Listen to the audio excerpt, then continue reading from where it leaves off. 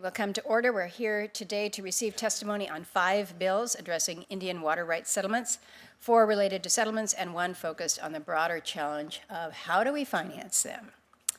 S-3573 from Senator Lujan would amend the Amat settlement in New Mexico to allow statutory deadlines for completing the Joaquin Basin regional water system to be extended when specified parties agree that more time is necessary.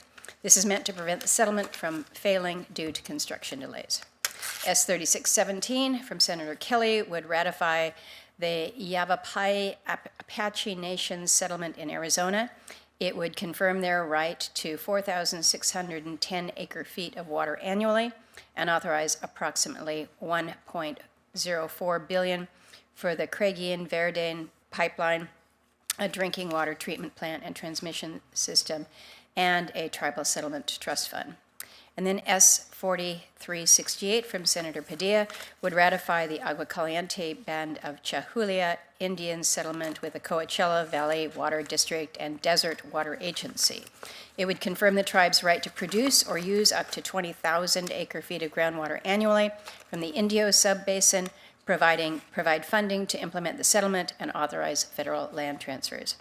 And also S-4417 from Senator Padilla would update the previously enacted Pachanga settlement. It would ensure that settlement covers contiguous trust lands and allow the tribe's water quality account to support water quality projects in the Wolf Valley Basin. These settlements resolve longstanding claims, provide certainty to tribal and non-tribal water users, avoid costly litigation, and support communities that have waited far too long for reliable water infrastructure. But as I said at our hearing in March, we must ensure that they are structured for successful implementation. And that means confronting the difficult question of how these settlements are financed. The settlements before us, together with other settlements our committee has already heard or reported this Congress, represent nearly $13 billion in new federal spending. That's a lot of money. That is not a reason to abandon our trust responsibilities, but it does require Congress to identify a credible, sustainable, and realistic funding path. It also requires us to ensure that each settlement is reasonable in scope, clearly defined, and fully implementable by agencies and communities alike.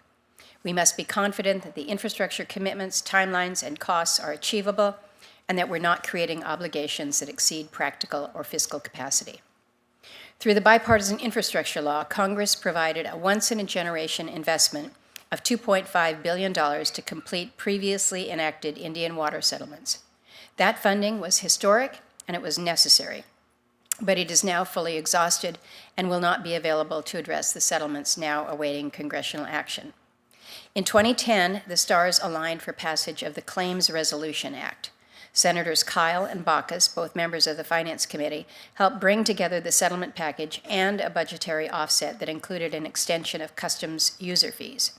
And that cooperation allowed Congress to authorize and fund 4 major Indian water settlements, along with the Cobell and Pickford settlements. And then today, we have another proposal to establish a dedicated settlement fund, along with a related proposal to offset it through a similar extension of customs user fees. S-4890, also from Senator Lujan, would establish 2 mandatory funding subaccounts within the Indian Water Rights Settlement Completion Fund established by our bipartisan infrastructure law. One would provide $45 million annually for operation, maintenance, repair, and other continuing federal obligations under specified enacted settlements. The other would provide $250 million annually for newly enacted and continuing settlements. The question is whether that approach can provide the durable bipartisan solution these settlements require in today's environment. I think our goal should be to continue meeting our solemn trust and treaty responsibilities while maintaining fiscal responsibility and balancing the many priorities that face Indian country. That's what must be front of mind as we consider these measures and think about the future of Indian water rights settlements. So I want to thank our witnesses. I want to acknowledge our colleagues that are before the committee here today. I'll now turn to Vice Chairman Schatz for his opening comments. Thank you, Chair Murkowski. And it is really good to see 2 colleagues here, Senators Kelly and Padilla. 2 of the members in the Senate who are not on this committee who advocate the most, generally speaking, for Indian country, but particularly for their tribe. So welcome. To date, Congress has enacted 35 Indian water rights settlements. 16 new settlements or amendments are currently pending before Congress, and more than a dozen tribes are in active settlement negotiations with the Department of the Interior. The bills on today's agenda add to this growing list. 4 would settle or address Indian water rights claims to ensure access to much needed clean and reliable drinking water for tribes and surrounding communities. We all know that it is Congress's obligation to consider legislation that ratifies new Indian water rights settlements or amends existing settlements. But that is not where our obligation ends. We must also ensure that paper water turns into wet water. That is, that there is sufficient funding to actually deliver water to tribal and surrounding communities. And yet, for years, progress on advancing these settlements and delivering water has been stalled, primarily due to a lack of adequate funding from the Congress. And so it's important that we're also considering Senator Lujan's bill to ensure that both existing and future Indian water settlements have a stable source of funding. But there is a concern, particularly among Republican colleagues in the House, that Indian water rights settlements cost too much. They insist on no new spending despite our trust and treaty obligation, forcing tribes to identify pay-fors to offset the cost of their legal and moral right to the water to sustain their homelands and their citizens. This is not right. So I appreciate that the DOI is here to testify today.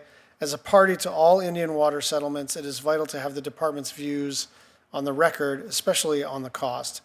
And I'm glad DOI is sitting next to tribal leaders representing their communities that have waited years to finally resolve their water rights claims and can speak to the urgency of ratifying or amending these settlements. The committee and Congress must closely consider these bills before us and advance other water rights settlement bills that have passed out of this committee. I look forward to working with the committee and Indian country to find solutions that work for everyone.